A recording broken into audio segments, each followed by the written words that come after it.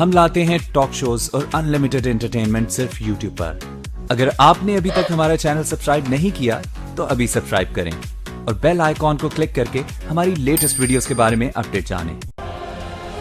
चीन की चौधराहट को ठेगा दिखाते हुए भारत एक के बाद एक अपनी टेक्नोलॉजी में अपग्रेडेशन करता जा रहा है। चीन की आपत्तियों के बावजूद भी भारत ने अपने मिसाइल परीक्षणों को नहीं रोका है।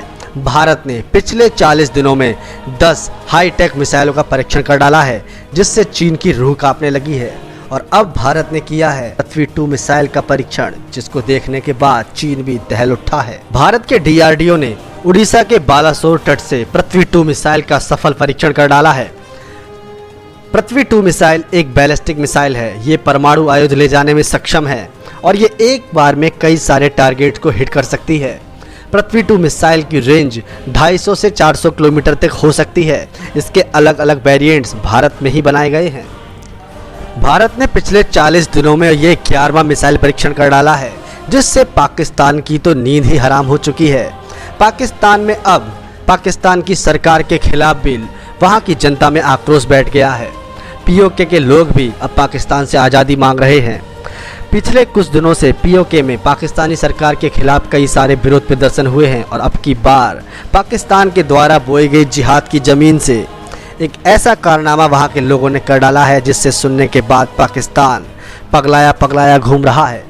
जी हाँ दोस्तों, पाकिस्तान के बलूचिस्तान क्षेत्र में वहां के लोगों ने पाकिस्तान की आर्मी पे हमला करके उसके 14 जवानों को मौत के घाट उतार दिया है, जिसके बाद से पाकिस्तान की आर्मी और ISI बौखलाए घूम रहे हैं।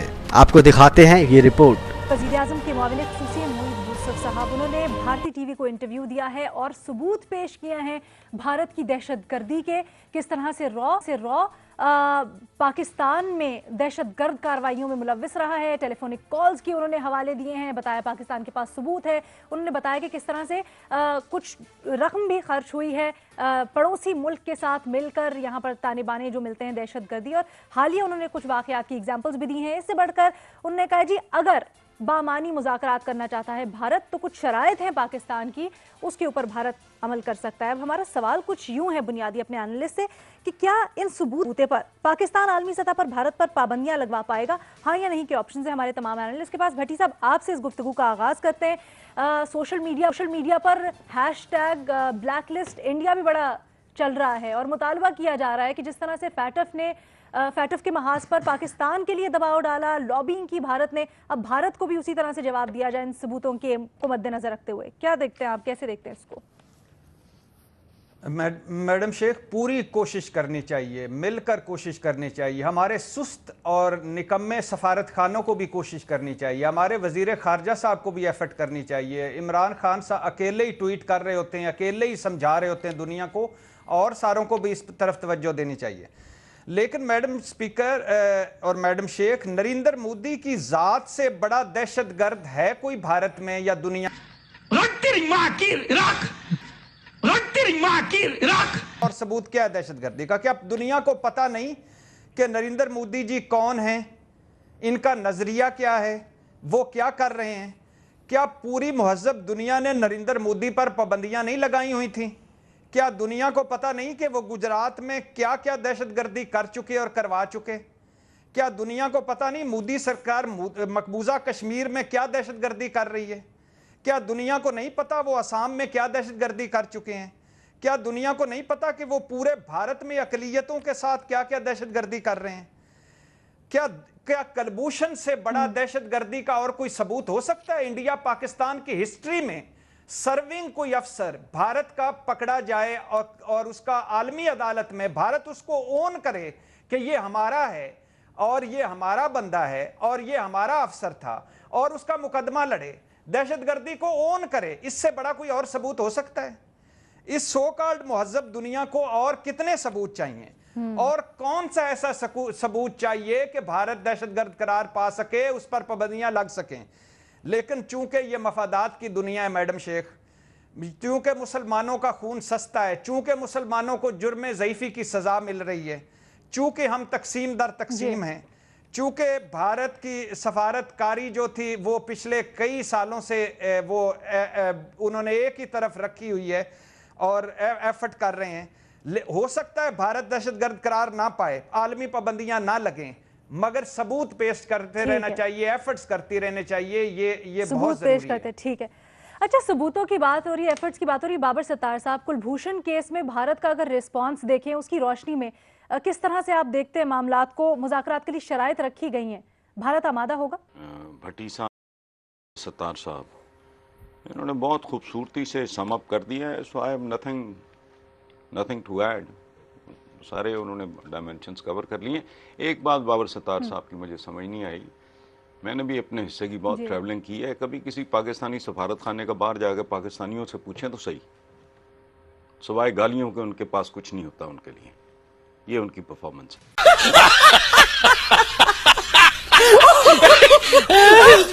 से कुछ भारत के खिलाफ सबूत पेश किए गए हैं दहशतगर्द सरगर्मियों से मुतल्लिक। सवाल हमारा यह है कि क्या पाकिस्तान इन सबूतों के बलबूते पर भारत पर पाबंदियां लगवा पाएगा? डिस्कशन इसी पे जारी है। मजहर साहब, पहले आप अपना प्लीज कमेंट शेयर कीजिएगा। हम मजबूत मुकदमात के इंतहाई कमजोर वकील हैं।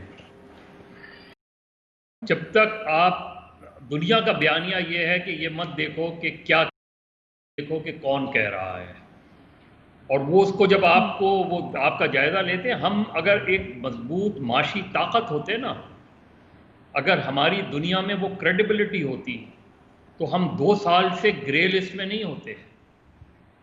हम ग्रे लिस्ट में जाते ही नहीं अगर हम एक मजबूत ताकतवर माशी मुल्क होते।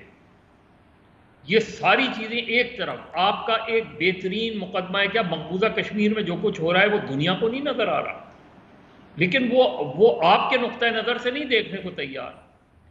कि आप जितने भी सबूत ले आए, आपको अभी दुआ करें कि आप 21 अक्टूबर को जो इजलास शुरू हो रहा है उसमें पेटेफ का, उसमें आप ग्रे लिस्ट से निकल आए। हम 2 साल से हम देखा कि हमने कैसी जंग लड़ी है दहशतगर्दी के खिलाफ। क्या दुनिया को यह नहीं पता कि सबसे ज्यादा 70,000 के करीब लोग, जहां हमारे फौजी जवान, सिक्योरिटी पर्सनल, पॉलिटिकल लीडर्स, आम शहरी मारे गए हैं। हमने वो जंग कैसे जीती है, हमने वो जंग किस तरह लड़ी है, ये सब चीज़ें दुनिया के सामने हैं। लेकिन चूंकि आप कर्जों पे कर्जे लिए जाते हैं, हमारी अपनी कोई सेल्फ रिलायंस या सेल्फ रिस्पेक्ट नहीं है। हमने दुनिया के सामने, हम बेगर्स कांट बी चूजर्स।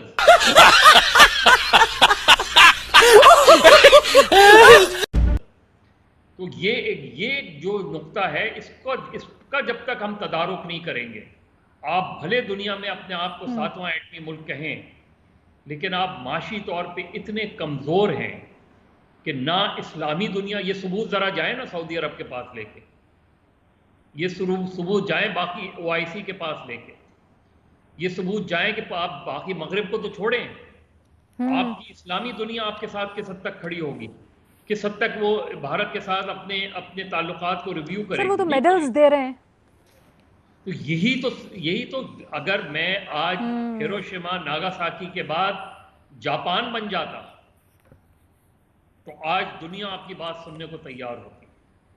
जब तक हम अपने आप को माशी पावर नहीं बनाएंगे, अपने आप को एक स्ट्रांग पावर नहीं बनाएंगे, इकोनॉमिकली स्ट्रांग नहीं होंगे, ये याद रखें, आपके पास इससे भी 10 गुना सबूत आ जाएं, दुनिया आपकी बात सुनेगी, आपसे हमदर्दी करेगी, लेकिन इससे आगे कुछ नहीं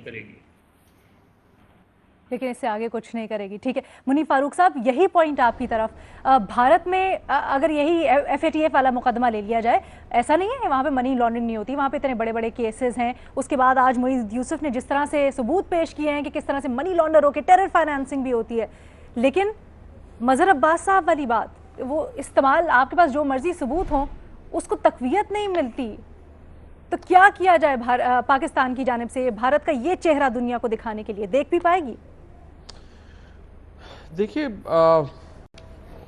Pakistan over a period of time हमने कोशिश ज़रूर की है अपना मुकदमा ओवरऑल लड़ने की। हमने सबूत भी कम से कम, चलें ये तो इस हवाले से बड़े स्पेसिफिक सबूत हैं जो मोईद यूसुफ साहब ने टेलीविज़न इंटरव्यू के अंदर सामने रखे हैं। I am sure diplomatic level के ऊपर भी, यूनाइटेड नेशंस के अंदर भी, मुझे याद है मलिया लोधी साहिबा एक बहुत हैवी डॉसियर को 1000-1200 पेजेस का वो भी उधर उन्होंने एक्सचेंज किया था, दिया था। भारत की जो सबवर्सिव एक्टिविटीज़ हैं पाकिस्तान के अंदर उस हवाले से, और ऑब्वियसली वो डॉसियर ऐसे तो नहीं होगा, वो एविडेंस के साथ अटैच्ड होंगी, उसके अंदर नए सबूत शायद मोहित साहब के पास हों, आई डोंट नो। उन्होंने यकीनी तौर पे इज़ एन इंटेलिजेंट मैन। ये अभी पुलवामा पे भी दिया गया था, लेकिन उसको भी भारत ने मुस्तरद कर दिया। देखिए, देखा आपने किस तरह से पाकिस्तानी मैडम का चेहरा उतर गया, क्योंकि पाकिस्तान पुलवामा अटैक में अपने झूठ को साबित नहीं कर पाया। अब पाकिस्तान को डर सता रहा है कि कहीं वो अब ग्रे लिस्ट से ब्लैक लिस्ट ना हो जाए। इसके कारण पाकिस्तान बिलबिलाया घूम रहा है, भारत को बदनाम करने की भरपूर कोशिश कर रहा है। दोस्तों, ये थी आज की वीडियो। आपकी वीडियो कैसी लगी प्लीज़ इसे लाइक कीजिए, शेयर कीजिए, सब्सक्राइब करना ना भूलिए आपके चैनल EFC to Z को। और हाँ दोस्तों, पाकिस्तान के बारे में कमेंट्स करते रहिए। जय हिंद, वंदे मातरम।